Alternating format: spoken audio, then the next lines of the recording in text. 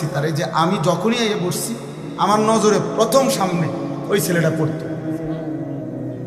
পরে একদিন আমি ইচ্ছা করে তারা ডাক দিছি, দিয়া বললাম মাহফিল শেষে যে বাবা এদিকে আসো, তোমার এদিকে সব সময় দেখি আমার সামনে কত, কই থেকে আইও, তোমার বাড়ি কই, কি করো তুমি?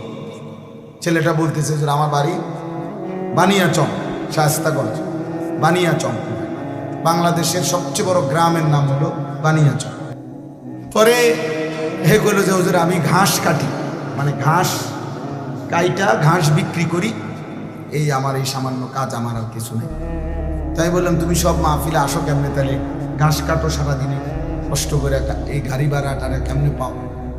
তো বলতেছে হুজুর আমি যখনই কোনো পোস্টার দেখি আপনার, তো আমি এই 10 টাকা 5 টাকা 2 টাকা জমাই, ওই কয়েকদিনের ঘাসের টাকা ওইটা মিলাইয়া তো এরপরে আসি ওয়াজ শুনতে, আবার যাই ফিরে যাই।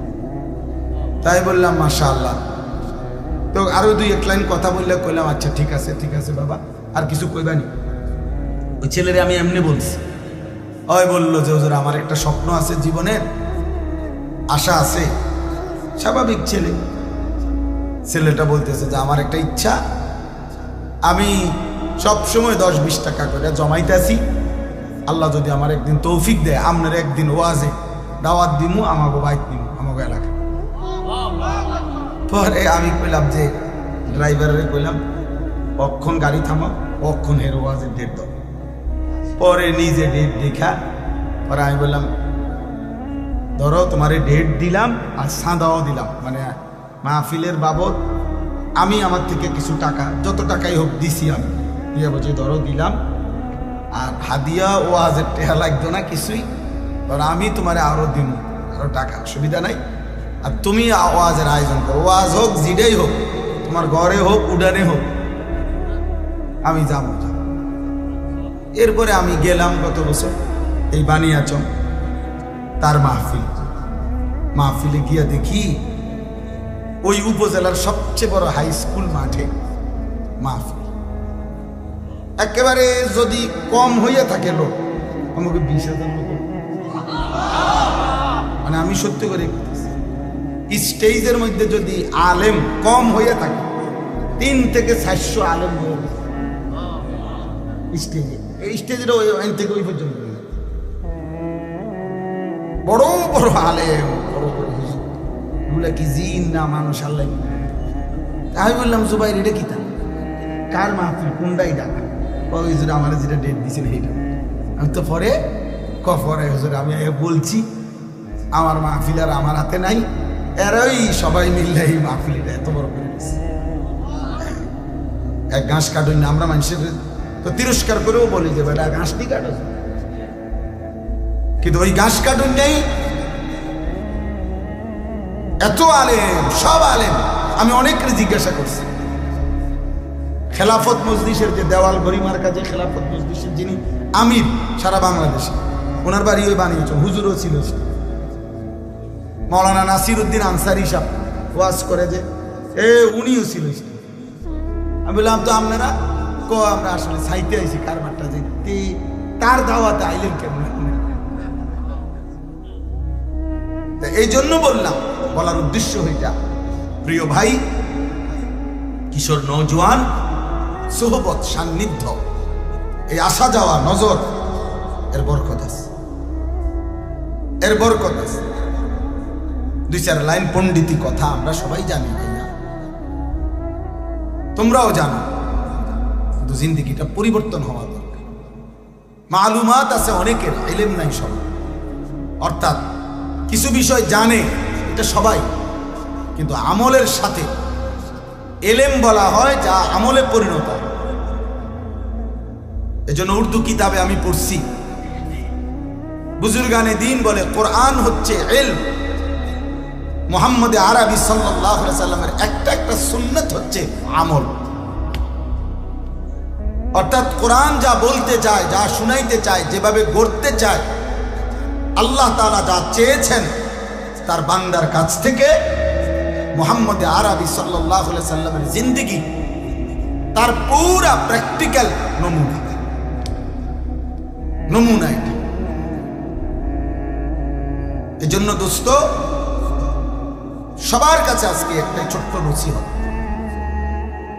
প্রত্যেকেই কোনো না কোনো আলেমের সাথে, আল্লাহওয়ালা মুত্তাকি আলেমের সাথে সম্পর্ক করে। যুবক হোক, বৃদ্ধ হোক, হুজুর হোক, পাবলিক হোক, শাইখুল হাদিস হোক, শাইখুল মাশাইখ, কোন আল্লাহওয়ালার সুহবত থেকে কেউই মুস্তাগনি অমুখাপেক্ষী হওয়ার সুযোগ নেই। এটা উচিত। তাহলে কাজে বরকত হয়, খেদমতে বরকত হয়, ইলমে আমলে বরকত হয়, জিন্দেগিটা আখিরাতওয়ালা হয়, আখিরাতওয়ালা।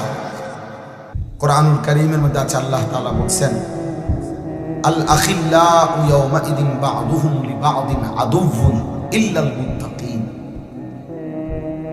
কিয়ামতের দিন দুনিয়ার সকল বন্ধুরা একে অপরের শত্রু হয়ে যাবে, শুধুমাত্র মুত্তাকি যারা, তাকওয়ার জন্য একজন আরেকজনকে গুনাহ থেকে বাঁচাইবার ক্ষেত্রে, ইবাদত আমলের উপরে চালাইবার ক্ষেত্রে বন্ধুত্ব ছিল, এই মানুষগুলো কিয়ামতের দিনও হাসরে মিজানে ফুলসিরাতেও বন্ধুই থাকবে। কোরআন শরীফের আয়াত। কোরআনুল কারীমের মধ্যে আছে, আল্লাহ তাআলা বলছেন, অসৎ বন্ধুর কারণে, চরিত্রহীন বন্ধুর কারণে, নাফরমান বন্ধুর কারণে মানুষ হাসরের ময়দানে নিজের আঙ্গুল আফসুস করতে করতে দাঁত দিয়া কামড়াইতে থাকে। ইয়াউমা ইয়াআদ্দু যালিমু আলা ইয়াদাইহি। আল্লাহ বলেন, নাফরমান পাপী নিজের দাঁত দিয়ে আঙ্গুল কামড়াবে আর আফসুস করবে। কি করবে? বলবে, ইয়া লাইতানি লাম আত্তাখিজ ফুলানান খলিলা। হায় আফসুস, আমি যদি ওই অসৎ লোকটাকে বন্ধু না বানাইতাম, যে সকাল থেকে এত লম্বা সময় তার সাথে চললাম, অথচ সে একবারও বলল না যে দোস্ত আমরা দুজনেই মুসলমান, চলো না আমরা নামাজ পড়ি, একবারও মুখ দিয়ে আসবো। তাইলে এই অসৎ চরিত্রহীন বন্ধুর কারণে নাফরমান পাপী আঙ্গুল দাঁত দিয়ে কামড়াবে, অসৎ সংজ্ঞা। ইকমালুস সিয়াম কিতাবের মধ্যে আছে, এই সোহবত, সান্নিধ্য, কোন জায়গার মধ্যে যদি পায়খানা লাগে, একটু পায়খানাই লাগছে, এটা দুর্গন্ধ শুধু ওই জায়গাটাতে না, বরং বাতাসের মধ্যে পর্যন্ত দুর্গন্ধ ছড়িয়ে যায়, ফলে অন্য মানুষ নাকে লাগে দুর্গন্ধ। মানুষ তখন বলে, কি রে কোথাও দুর্গন্ধ? বোঝা গেল দুর্গন্ধ এটা বাতাসকে পর্যন্ত পরিবর্তন করে ফেলছে। আবার কোথাও আতর থাকলে আতরের এই সুঘ্রাণ বাতাসের মধ্যে পর্যন্ত ছড়িয়ে পড়ে, ফলে মানুষের নাকে লাগে আতরের ঘ্রাণ নাকে লাগে, অথচ এইটা কোনো তার নাকে লাগায় না, এটা বাতাসের থেকে তার নাকে লাগছে। এই জন্য সোহবত, সান্নিধ্য, ভালো কিংবা মন্দ, এটা আবহাওয়ার মধ্যে পর্যন্ত আসর করে, প্রভাব বিস্তার করে। এই জন্য দোস্ত, এটা খুব জরুরি, সান্নিধ্য, আল্লাহওয়ালাদের সোহবত, নেককার মানুষের সান্নিধ্য। আমাদের খুলনার হযরত, বাংলাদেশের একজন বড় বুজুর্গ হযরত মাওলানা মুফতি নুরুল আমিন সাহেব, করাচি হযরত কুতবে আলম আরিফ বিল্লাহ হযরত মাওলানা শাহ হাকিম মোহাম্মদ আখতার রহমতুল্লাহ আলাইহি, উনার খলিফা। হযরত বলছেন, প্রত্যেকটা মুসলমানের উচিত কমপক্ষে নিজ নিজ মহল্লা ইমাম, মুয়াজ্জিন, যারা সত্যিকার তাকওয়ার সাথে আল্লাহর ঘরের খেদমত করে, নিঃসন্দেহে তারা আল্লাহওয়ালা। হযরত বলেন, ওই মহল্লার মানুষের উচিত ওনাদের সাথে হলেও ওনাদের সান্নিধ্য, সোহবত, সাহচর্য গ্রহণ করা, ওনাদের কাছে হলেও কিছুক্ষণ বসা। হোক তিনি ইমাম, সব হুজুর রে, সব আলেম রে, সব বক্তারে সবাই চিনতে হবে সারা বাংলাদেশ, এটা কোনো জরুরি। এটা কোনো জনপ্রিয়তা একটি ধোঁকা, জনপ্রিয়তা একদমই ধোঁকা। জনপ্রিয়তা ইতিপূর্বে অনেকের ছিল, এখন নাই। এখন যাদের আছে তাদেরও কয়দিন করে থাকে। অতএব জনপ্রিয়তা কিছুই, জনপ্রিয়তার দ্বারা বক্তারও ফায়দা হয় না, শ্রোতারও ফায়দা। আমারে মনে করেন 1 কোটি মানুষ চিনে, তো আমার কবরের আযাব মাফ তো আর কি লাভ? তা আমার জনপ্রিয়তা দিয়ে কি, আমার সবাই চিনছে তো বুঝলাম, তারপরে 10 কোটি মানুষ চিনলে আমার কবরের আযাব মাফ, তো লাভ হলো কি? তা আমি আর এই জনপ্রিয়তা দিয়ে কি করবো? ঘাস কাটবো? আবার দেখেন, আমারে চিনে, মনে করে 1 কোটি মানুষ আমারে চিনে, এতে আমনের কি লাভ?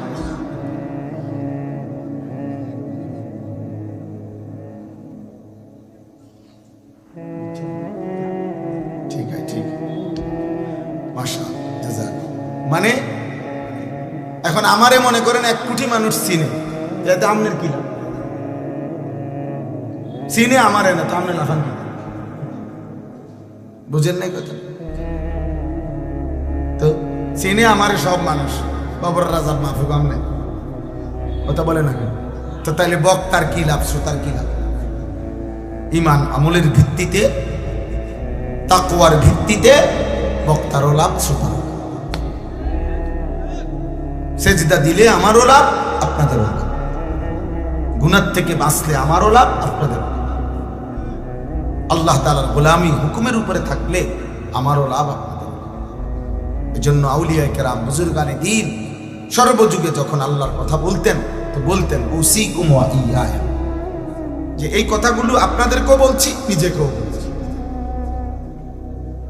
এই দ্বীন, এই শরীয়ত, এই ইসলাম, এই কোরআন, এই সুন্নাহ, নবীজির তরিকা, সব আমার জন্য, আপনাদের জন্য নাকি? আমাদের সবার জন্য না? সবার জন্য। এই জন্য দোস্ত বললাম, আমার কথা হলো এই সুহবত, উলামায়ে কেরামের সান্নিধ্য, চোখের এই নজর, মানে শুধু চোখ বলতে এটার অর্থ হইল যে মানে চোখে চোখে আসা যাওয়া করা। যেন এই পরিমাণ একজন আলেমের কাছে, তোমরা কিশোর যুবক, তোমাদেরকে বলি ভাই, এই পরিমাণ কোন আলেমে দ্বীনের কাছে আসা যাওয়া করবা, দেখা সাক্ষাৎ হলো, কথা শুনলা, দুটা একটা কথা শুনলা, যেন তোমার দেখলেই চিনে, দেখলেই চিনে। এই দেখার দ্বারা, চিনার দ্বারা, এই নজরের বরকতে ইনশাআল্লাহ ধীরে ধীরে তোমার মধ্যে আমলের জজবা আসবে, গুনাহ ছেড়ে দেওয়ার মানসিকতা আসবে। হঠাৎ সবার সাথে শূন্য চলে গেল, আর কোনোদিন কোনো আলেম, ইমাম, দিনদার কারোর সাথে কোনো সম্পর্ক নাই, আবার ওই গুনার পরিবেশ, আবার ওই বন্ধুদের আড্ডা, মোবাইলের আড্ডায়, তো আবার এলোমেলো হয়ে যায়।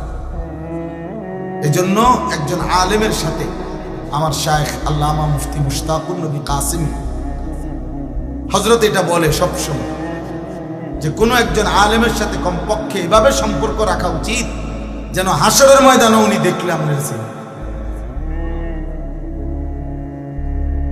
এই পরিমাণ আসা যাওয়া করছে, যেন লক্ষ মানুষের সামনে ভিড়ে থাকলেও এই যে আমার পরিচিত, আমার মহব্বতের এনেছে,